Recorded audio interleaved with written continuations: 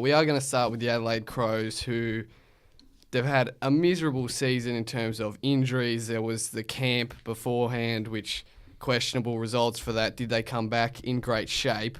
But compounded in a 56-point loss to the Hawks of the MCG. That's now 4 in a row, and their finals chances are in jeopardy big time. Let's just say another power stance isn't going to do it any good. No, I read an article, former captain Mark Bickley said that they have no chance of making the finals now. Yeah, well, if you look at it, 12 wins is generally the mark, but even in the last 3 years, we've had Melbourne last year, St Kilda in 2016, and then we had Port in 2015, who all hit that 12 wins mark and still missed the finals. So they would have to win. Right now, they're 6 and 7, so they would have to win 6 of their last 9 just to reach that mark. And their run home, the Eagles, Richmond, Geelong, Brisbane, which is quite winnable, obviously, Melbourne, Port Adelaide, GWS, North Melbourne, and then Carlton, which is penciled in W, but they still need to find a way. That's the way they're going at the moment. Yeah, still need to find a way to win 4 other games, which right now, the way they're playing, doesn't seem likely. Obviously, their injury list is huge. If you just go from last week, Rory Laird, Tom Lynch, Rory Sloane, Mitch McGovern, Brodie Smith, Brad Crouch, Luke Brown, Riley Knight. Like, that's 8 guys who slot straight back into their best 22. You throw in Betts now, who's out for a month with another hamstring strain. Matt Crouch and Tex Walker are both missed time throughout the season.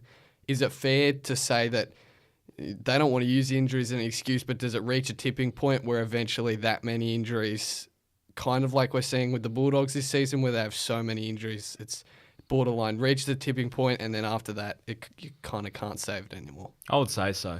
If you take those players out of any team, they're going to struggle. And we saw that with GWS a few weeks back when they had so many players out injured that they were struggling.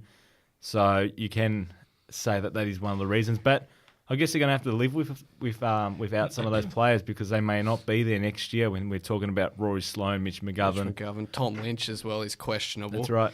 But yeah, go. One good thing that could come out of this season, there's a lot of young talent that's going to be in this draft that are from South Australia. Yep. I think it's 4 of the top 10 they're expecting will be South Australians. And they've had so much trouble over the years trying to retain the Victorians. They can recruit those South Australians, and that's going to help them in the long term. Yep. And they've also got Melbourne's first pick this year. They've got 3 in the first round. Well, there you go. So there's a chance of picking up these young, talented South Australians, and that will do them justice in the long term. Plus, say if Sloane leaves, that'll be a first-round compensation pick if McGovern goes, that kind of thing. Yeah, I think injuries are an excuse to an extent, but that third quarter versus Hawthorn, so they went into the halftime break down only 4 points. In that third quarter, they got outscored 44-0. They lost the clearances 18-1. It was just an absolute annihilation. As Don Pike put it was a genuine touch-up. You can't really blame all of that on injuries, can you? Like, there's still guys out there who are quality who played in a grand final last year. Well, they only laid 46 tackles or something. They just were letting Hawthorn run amok. Yeah. It was just, they've got to show something out there. It's not good enough. But in my opinion, as we said with the injuries and that, I just think they should just call this season a write-off. Just get everyone right. Yeah. And then play your young talent, get some draft picks, and then next year they'll be right up where they were last year. Yep, so the main problem for them, defensively they've actually been all right. So last year they conceded an average of 82 points per game. This year it's just under 81, so it actually hasn't been that much of a drop-off. The only 2 teams that have cracked 100 against them, the Magpies in round 4, and then Melbourne, of course, with the 146, which was their 91-point demolition job up in Alice Springs. So take those 2 games out, and they're defensively they've been better all right than last year. Yeah. But then we go to the other side, which is where the issue started. This was, as we talked about in our preseason previews, this was the undisputed best offensive team in the league. They averaged just almost 110 points a game last season, which is ridiculous. Like, that is huge numbers. And this year they're averaging 82 points per contest. Yeah, well, they go to scoring 4 goals for a game, and then they just have absolutely no pressure up forward. They can't even get a shot on goal. They couldn't buy one. the way they were going on the weekend. Yeah, well, they only had the 35 inside 50s, so they're not Exactly. generating the same looks. But if we just look at it individually for their forward line, which was, as we said, much touted, has been a bit of injury. Tex, obviously.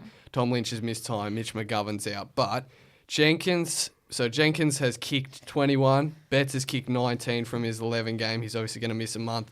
Tex has had 18. But if you just look at it, they had Charlie Cameron last year who kicked 29. Obviously gone, exactly. Andy Otten kicked 20. He's kicked 0 this year. So that's another non-factor. I don't know exactly how many goals Rory Sloane. He's kicked 2. So obviously they've missed that. McGovern's the one who's still probably on track to have a similar output, even though his injuries. But Jenkins, if you just extrapolate it out with a bit of mathematics, he's on track to kick 35 goals for this season. And he kicked 45 last season, so that's a 10-goal drop-off. Betts is on track to kick 34 goals this season, which will be even less now with the injury. He kicked 55 last season. Tex is on track to kick 38. He kicked 54 last season. And Tom Lynch is on track to kick 14. And he kicked 31 last season. So every single one of their forwards is seeing like a 10 to 20 goal drop-off. So That's probably due to their midfield getting beaten more than they were last year. The Crouch brothers aren't. The Crouch brothers at the moment, aren't they? Yeah, they're not. one of them's not even there, and one of them's just Struggling. struggling to get back. He's still getting the numbers, probably not the impact. You talked about it, though. You've talked about it before, how they don't really have a plan B. No, they don't. They only play one way, and that's attractive football. They can't play any other way than that, and we saw that in the grand final. Yeah. If you force them out of that quick ball movement into an open 50, the out-the-back Jenkins style, then you can really open them up. So as we said, their run home, keep going. And they don't have any small forwards. Not Apart from anymore. Eddie Betts, they don't have any crumbing forwards there. And that's why he's struggled this year, because Charlie Cameron's not there. So he's had to do more of that work, the small crumbing forward type role. Yeah. And They really miss Charlie Cameron. That's a underrated omission for what he bought. And Malera hasn't played. Yeah. Well, he's played bits and pieces, but But he hasn't not the same impact. got on as we all expected at the start of the year. It's just they've got to write this season off. They're going to be the second team in the last 10 years to not make the finals after making grand final. Yeah. They just got to plan for next year. Yeah. Did Freo as well? No, it's the Bulldogs. Yeah, but did Freo miss the No, finals? they made the finals. After they made the finals. They lost. They still They finished fell top off the 4. They cliff. just lost both games.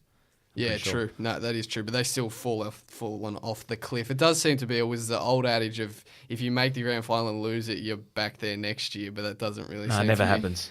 Doesn't seem to be the case anymore. So we're consensus that with that run home, them probably needing to win 7 of 9, and only really 2 they're going to go favourite in against Carlton and Brisbane, that their season's probably done. Write it off. Yeah, write it off. Write it off. So Yeah. you would just let those guys who are struggling, like Brody Smith, those kind of guys, just to say, look, we're not scheduling for this year. Let's get ready for pre-season. I would give it another 3 to 4 weeks. Yeah. And if they're still struggling and they don't look like making the finals, then I'll write the season off. Yeah. And considering they got West Coast, Richmond and Geelong the next 3 weeks, I'd say start dealing with your niggles now. Yeah. I would be even text with whatever his niggles he's had, fix that up, and pre-season starts now for them.